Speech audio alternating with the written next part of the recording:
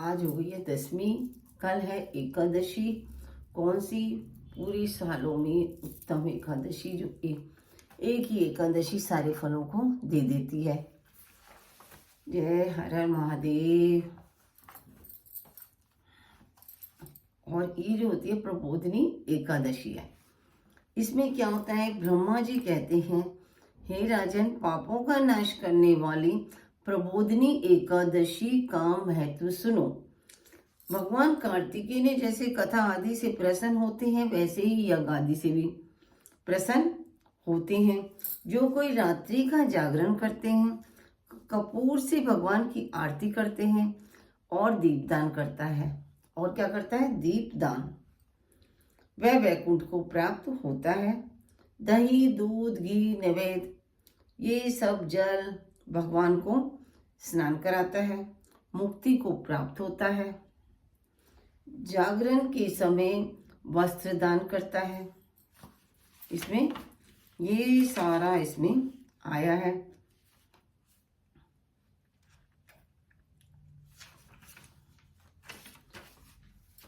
और आभूषण दान करता है, उसको विष्णु लोक की प्राप्ति होती है।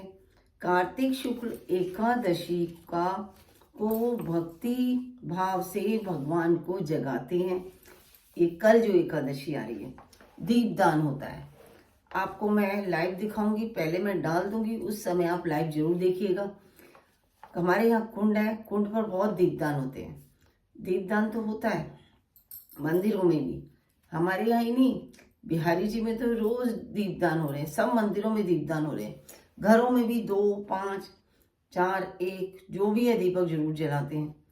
तुलसी में और मंदिर में तो जलता ही है रोज। अब बाहर देहरी पर, देहरी का दीपक तो आपको जलाना चाहिए जरूर, अच्छा होता है। वैसे भी अपने परिवार के लिए, घर के लिए घरगत का दीपक अच्छा होता है, वो देहरी पर जलाना, शाम के समय दोनों टाइम मिले।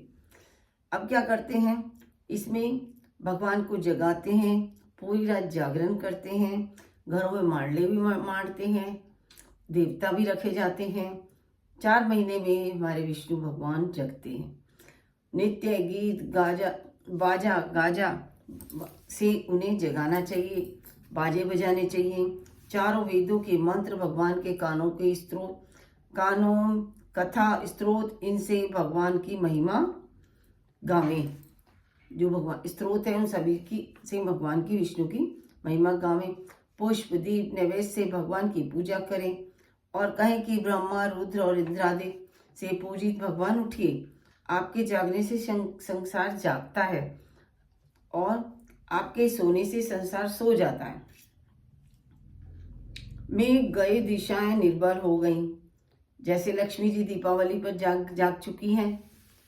दीपावली 12 दिन पहले ही विष्णु भगवान की लक्ष्मी जी जाग जाती हैं। आपके सोने से संसार सोता है, यही है इसका विधान।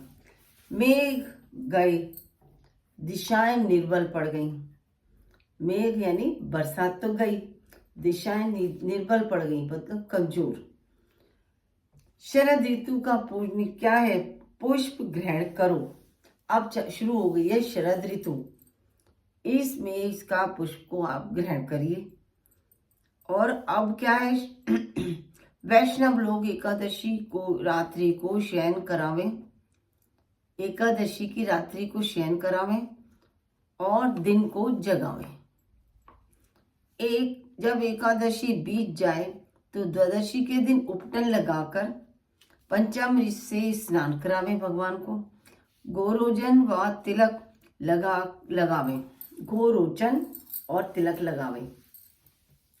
तुलसी का भी चंदन घिसकर हम लगा सकते हैं। तुलसी को घिसो, अब वो गोपाल जी विष्णु भगवान को लगाओ, गोपी चंदन के बराबर हो जाता है।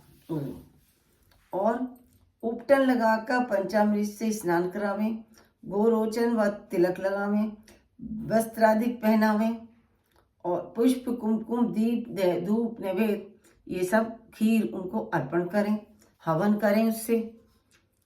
इस प्रकार पूजन करके ब्राह्मणों को भोजन करावें, वस्त्र और दक्षिणा दें।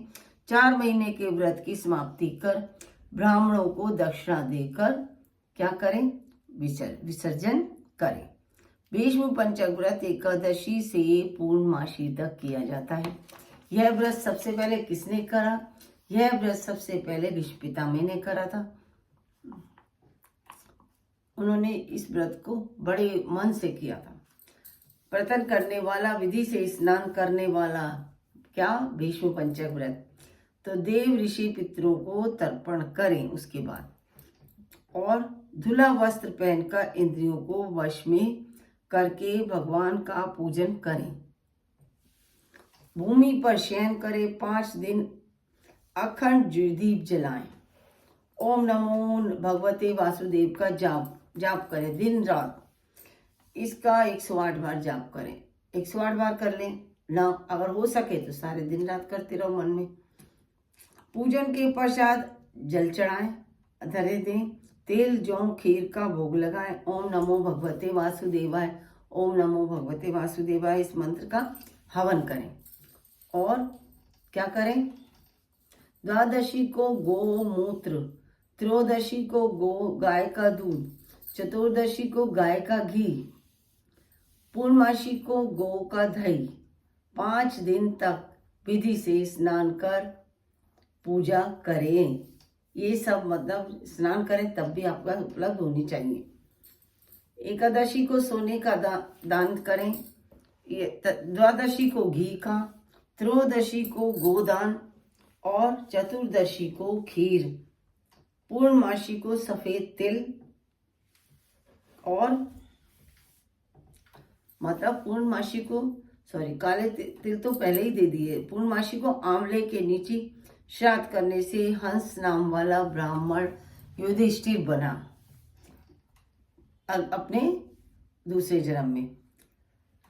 भीष्म पंचक में रोज भीष्म का तर्पण करना चाहिए। और वसु के अवतार शांतनु के पुत्र चंद्रवंश में उत्पन्न व्याघ्रपद गोत्र संस्कृत प्रवर वाले पुत्र सहित सत्यव्रत गंगा के पुत्र जन्म पर्यंत ब्रह्मचारी रहने वाले भीष्म जी का तर्पण करें। वर्ष भर पाप नाश हो जाते हैं।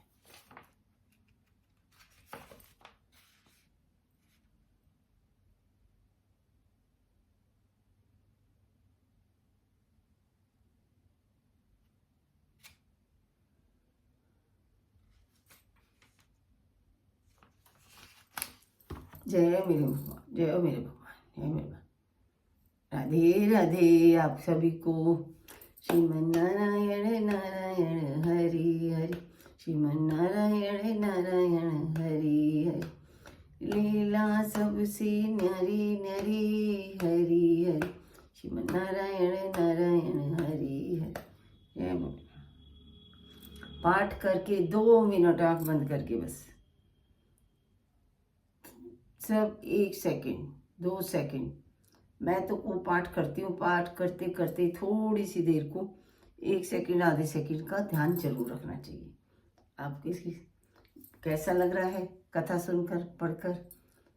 बताइएगा मुझे। जो मैं कथा सुना रही हूँ आपको कैसा लगा?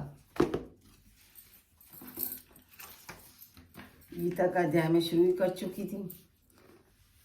अब क्या कह रहे हैं? द्रौपदी के 5 पुत्र ये सभी महारथी हैं। हे ब्राह्मण क्षेत्र, हमारे पक्ष में भी जो जो प्रधान है उनको आप समझ लीजिए। क्या कह रहे हैं इसमें? प्रथम अध्याय में गिरिराज बोल रहे हैं कि ये संजय धर्मभूमि कुरुक्षेत्र में इकट्ठे हुई युद्ध की इच्छा वाले मेरे और पांडु के पुत्रों ने क्या किया? इस पर संजय बोल रहे हैं, उस समय राजा दुर्योधन की व्यूहर रचना युक्त पांडवों को की सेना को देखकर और द्रोणाचार्य के पास जाकर यह वचन कहा है। और हे आचार्य, आपके बुद्धिमान शिष्य द्रुपद पुत्र धृष्टद्युम्न द्वारा व्यूहाचुर खड़ी की गई है चक्रव्यूह, और पांडु पुत्रों की इस बड़ी भारी सेना को देखिए। सेना में बड़े बड़े धनुषों वाले, युद्ध में भीम और अर्जुन के समान बहुत से शूरवीर हैं, जैसे सत्य की और विराट तथा महारथी राजा द्रुपद। महारथी राजा क्या है? द्रुपद। धृष्ट केतु, चेकितान तथा बलवान काशीराम, पुरुजीत, कुंती भोज और मनुष्यों में श्रेष्ठ शौर्य और पराक्रमी यथा मन्यु तथा बलवान उत्मोज, सुभद्रा पुत्र अभिमन्यु, द्रौपदी के 5 पुत्र, ये सभी महारथी हैं। हे ब्राह्मण श्रेष्ठ, हमारे पक्ष में भी जो है उसे प्रधान बनाइए। उनको आप समझ लीजिए। आपके जानने के लिए मेरी सेना के जो सेनापति हैं उनको कहता हूँ। जय श्री राधे, जय श्री राधे, जय श्री राधे, राधे, जय श्री राधे।